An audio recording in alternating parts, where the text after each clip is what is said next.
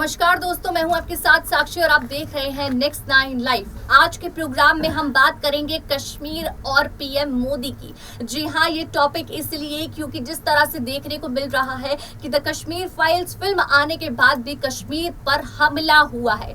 कश्मीरी पंडितों के ऊपर इतना बड़ा हमला किया गया, सरेआम गोली मारी गई, जिसको लेकर अब ऑपरेशन चालू हो चुका है और ढूंढने की तैयारी की जा रही है। उस कश्मीरी पंडित को अभी अस्पताल में भर्ती कराया गया है, लेकिन जिस तरह से ये हमला हुआ उसको लेकर अब चर्चा में है 370 की। 370 हटाने के बाद भी कश्मीरी पंडित वहां नहीं रह सकते, ना ही सेफ फील कर सकते। लेकिन जिस तरह से कयास लगाए जा रहे हैं कि कश्मीरी पंडितों के साथ शायद अब बयान होगा, अब उनके साथ न्याय होगा, वो भी नहीं मिल रहा। लेकिन हाल ही में खबर सामने आई है कि प्रधानमंत्री नरेंद्र मोदी अब कश्मीर का दौरा करेंगे। जी हाँ, और साथ ही वहां जो कश्मीरी पंडितों के गांव हैं उनको भी दिलाने की कोशिश करेंगे कि कश्मीरी पंडित वापस अपने घर जा सके। क्योंकि कश्मीरी फाइल्स मूवी फिल्म आने के बाद इतना बड़ा मैसेज जो दिया गया था वो यही था कि कश्मीरी पंडितों के साथ जो पलायन उस वक्त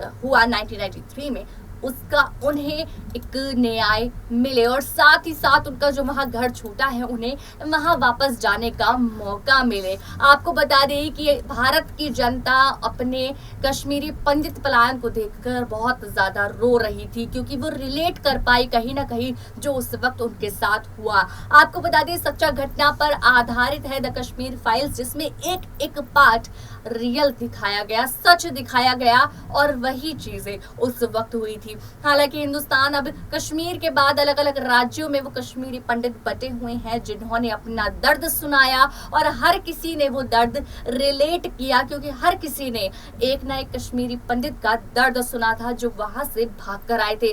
किसी के पिता के साथ, किसी की माता के साथ, किसी के भाई बहन के साथ, किसी के परिवार के साथ ऐसा हुआ और इतना बुरा हुआ। उसके बाद ही लगातार खबरें सामने आ रही हैं कि बिट्टू, जो कि नेगेटिव रोल में उनको दिखाया गया, हाल ही में उनको एक सजा सुनाई गई। 30 साल बाद एक सजा उनको सुनाई जा रही है। इसका मतलब ये कि फिल्म आने के बाद भी एक्शन तुरंत लिया जा रहा है, जिसके बाद अब इतना बड़ा हादसा होने के बाद प्रधानमंत्री नरेंद्र मोदी वहां जाके वहां का दौरा करेंगे और इस चीज पर बड़ा एक्शन लेंगे कि कश्मीरी पंडित वहां वापस जा पाए। लेकिन पहले आप देखिए रिपोर्ट।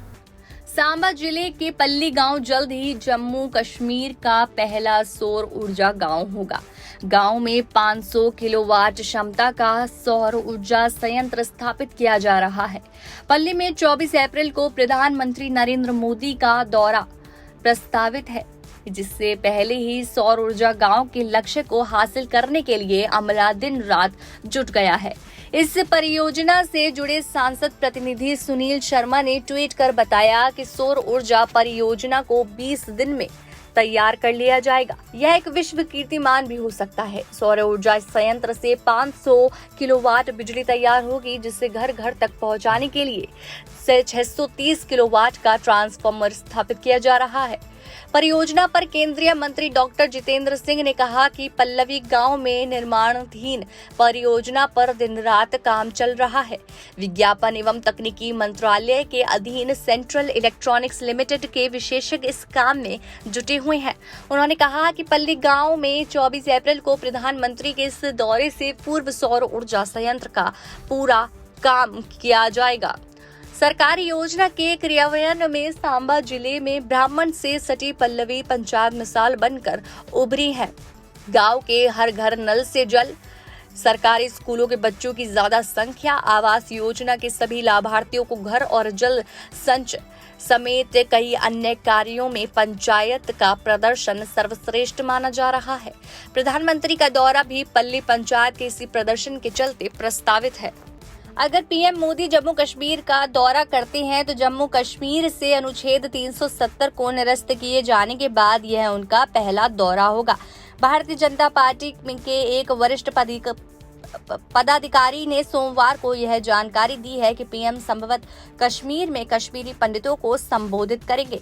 भाजपा की जम्मू कश्मीर इकाई के महासचिव अशोक कौल ने कहा, यहाँ कश्मीर पंडितों के यह समारोह को संबोधित करते हुए कहा कि प्रधानमंत्री 24 अप्रैल को राष्ट्रीय पंचायती राज दिवस पर सांबा में स्थानीय निकाय के प्रतिनिधियों में एक सम्मेलन को संबोधित करेंगे।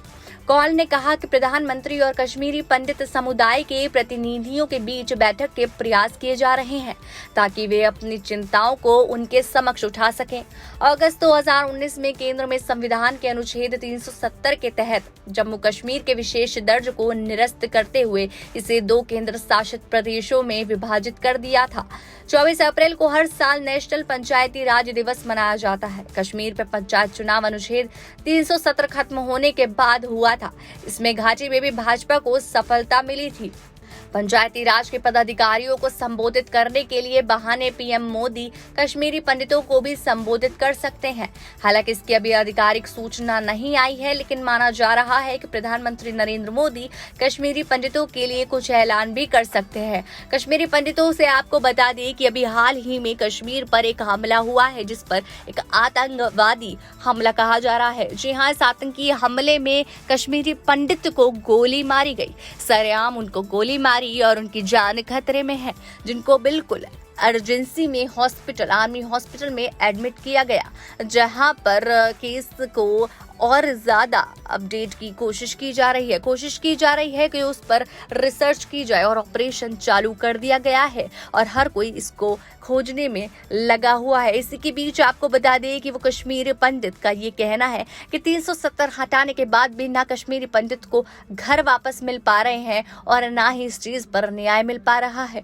आपको बता दें कि कश्मीर फाइल्स फिल्म में यही चीज दर्शाई गई थी कि किस तरह से कश्मीरी पंडितों पर जुल्म किया गया है। उस जुल्म के बाद कई न्याय लेने के लिए आवाज उठाई गई। वो फिल्म का एक जरिया था कि कश्मीरी पंडितों की तरफ से एक आवाज उठाई जाए, जो कि पूरा किया फिल्म के डायरेक्टर विवेक अग्निहोत्री ने। हालांकि उन्होंने इस चीज का भी ऐलान किया कि फिल्म बनाने के समय काफी लोगों ने उन पर हमला करने की भी कोशिश की और साथ ही उनको धमकी भी दी कि अगर वो फिल्म बनाएंगे तो उनके परिवार को नहीं छोड़ा जाएगा। इसके साथ कॉल और मैसेज पर उनको धमकियां मिलती थी, जिसका खुलासा उन्होंने फिल्म के रिलीज होने के बाद किया। उन्होंने कहा, ये बात मैं पहले भी फिल्म को हिट करने के लिए बोल सकता था, लेकिन अब ऐसे समय आ गया है जब फिल्म पर तंज कसे जा रहे हैं, तो मुझे ये सच बताने की बहुत ज्यादा जरूरत है। इसी के साथ काफी लोगों ने ये भी कहा कि फिल्म में जो भी कुछ दिखाया है वो काल्पनिक है। इसी चीज को क्लियर करते हुए अनुपम खेर और पल्लवी जोशी, यानी कि फिल्म डायरेक्टर की वाइफ, जो कि फिल्म में भी एक्ट्रेस है, उनको लेकर उन्होंने खुलासे किए हैं। पहले अनुपम खेर ने एक वीडियो सोशल मीडिया पर शेयर किया, जिस वीडियो में हादसे का वीडियो है कि किस तरह से उन 12 लोगों को गोली से उड़ाया गया सरेआम।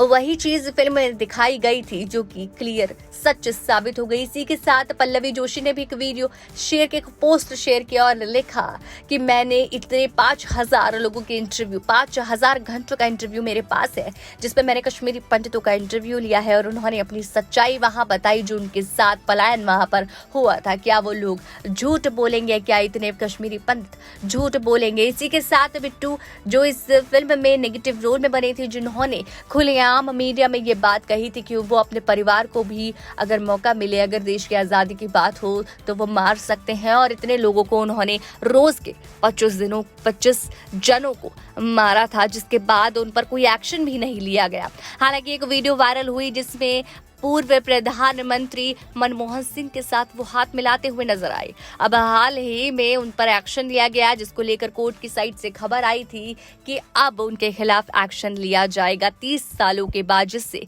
कश्मीरी पंडितों को न्याय मिल सके। लेकिन अभी बात हो रही है कि किस तरह से उन्हें उनके घर वापस भेजा जाए, जिसके लिए प्रधानमंत्री कश्मीर का दौरा करेंगे। ऐसे और अपडेट्स के लिए चैनल को सब्सक्राइब करना ना भूलें और देखते रहे नेक्स्ट 9 लाइव।